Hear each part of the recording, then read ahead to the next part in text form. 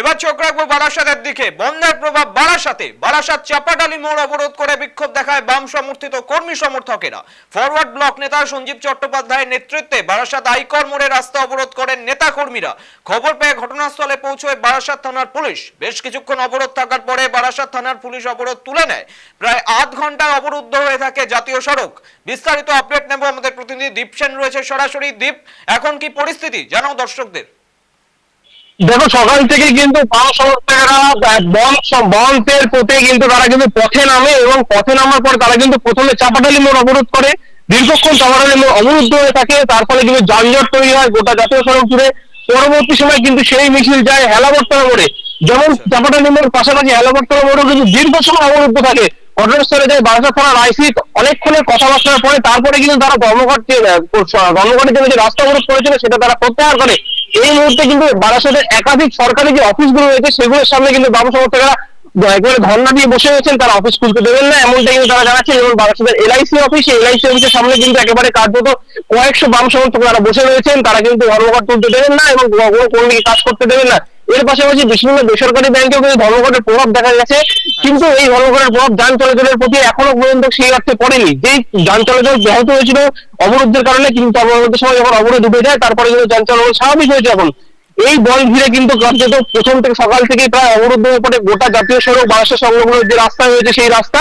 পরবর্তী সময় কিন্তু যখন এই অবরোধ উঠে যায় তার পরবর্তী সময় কিন্তু এই বাম সমর্থকেরা এখন কিন্তু মিছিল করছে বারাসাতের বিভিন্ন জায়গায়, এবং তারা কিন্তু ছোট ছোট দলে বিভক্ত হয়ে বিভিন্ন সরকারি অফিসের সামনে বসে রয়েছে এবং তারা কিন্তু কোনো সরকারি কর্মীদের অফিসের মধ্যে ঢুকতে দেবে না, এমনটাই কিন্তু তারা জানাচ্ছে।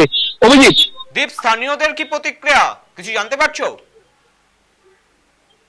দীপ, স্থানীয় মানুষদের কি প্রতিক্রিয়া?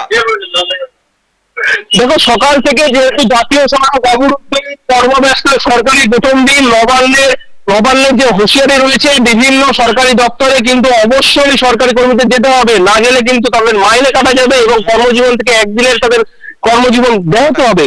তারপরে কিন্তু সকাল থেকে যে সমস্ত সাধারণ মানুষ থেকে শুরু করে সরকারি কর্মী তারা কিন্তু প্রত্যেকেই অফিসমুখী হয়েছিল, এবং এই যে অবরোধ সেই অবরোধের জেরে কিন্তু তারা কিন্তু অনেকটাই ব্যাহত হয়েছে যান চলাচল, তার ফলে কিন্তু অফিস উঠতে দেরি হয়েছে এবং এর ফলে কিন্তু একেবারে বিশৃঙ্খলার পরিস্থিতি তৈরি হয়েছিল কিছু সময়ের জন্য বারাসাত শহর জুড়ে। কিন্তু পরবর্তী সময় বারাসাত থানার পুলিশ গিয়ে কিন্তু পুরো অবরোধ তুলে দেয় এবং পরবর্তী সময় কিন্তু এখন কিন্তু যান চলাচল স্বাভাবিক হয়েছে এবং অফিসমুখী এবং সাধারণ মানুষকে তারা কিন্তু অনেকটা স্বস্তি পেয়েছে, এমনটা কিন্তু জানাচ্ছে তারা। অভিজিৎ, ধন্যবাদ দীপ, নজর রাখো ঘটনার উপর। আপনাদের যেমনটা জানাচ্ছিলাম, চাপাডালি মোড় সকালে অবরুদ্ধ হয়ে যায়, তারপর পুলিশ স্থানীয় বারাসাত থানার আইসি সেখানে যান এবং এখন বর্তমানে যান চলাচল স্বাভাবিক রয়েছে।